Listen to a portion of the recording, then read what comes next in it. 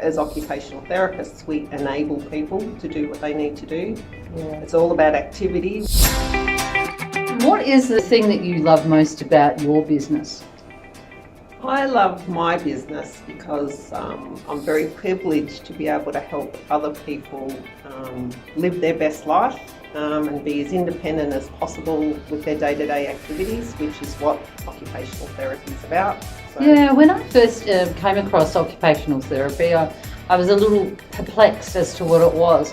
Can you give me more of an understanding of what it is? So occupational therapy is about the things that we do every day. So it's getting out of bed, it's having a shower, being able to get on and off the toilet, get dressed, comb your hair, brush your teeth, go to work, drive. So it's all the things, I suppose, that we do automatically and don't really think about. And the only time I suppose we think about these things is if there's like an injury or you've hurt yourself, or you've maybe had a stroke, or things don't quite work well. Yeah. That's when we have to maybe retrain people. And so, What a gift. yeah, it's pretty special. You were saying before we started recording about a lady that was a little sad today, and you were able to lift her spirits. How were you able to do that for her? I think the important thing, and I think about occupational therapy too, it's about rapport. If you can build rapport and just get in on their level, I think it's then you can work out actually what they need, because everyone's so different, and so some people will be a lot more anxious and some people will just be hurry up, do what you got to do and get out. Yeah. So it's about being, I think, able to connect. Connection's really important, and so I think if you take the time, and people appreciate that. So you choose your clients? I mean, in your business you've got that ability, haven't you? Yeah, so my business is all about referrals, so it's a referral-based business, so a couple of companies that refer to me. Most of my work is aged care, which I love. It's your passion? It's my passion, because we can learn so much from other people. Yeah. And so whilst I'm able to help people with what I do, but I also get a lot back. It's just about being human, I think. Yeah. Caring for one another. So right at this time in our world, it's important to be caring and kind, isn't it? yeah, I think kindness is really important, and I think it's one of the traits that we should have more of. Yeah. What about some of the things that you do is to help people have access in their home?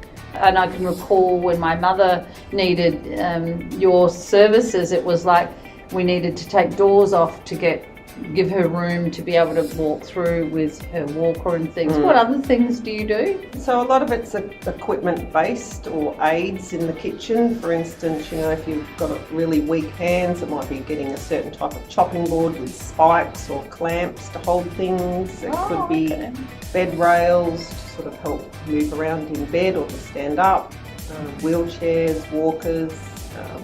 Things in the shower? Grab rails, shower chairs. There's a lot of equipment, and the beauty of the equipment is it's usually height adjustable, so again it suits a lot of people.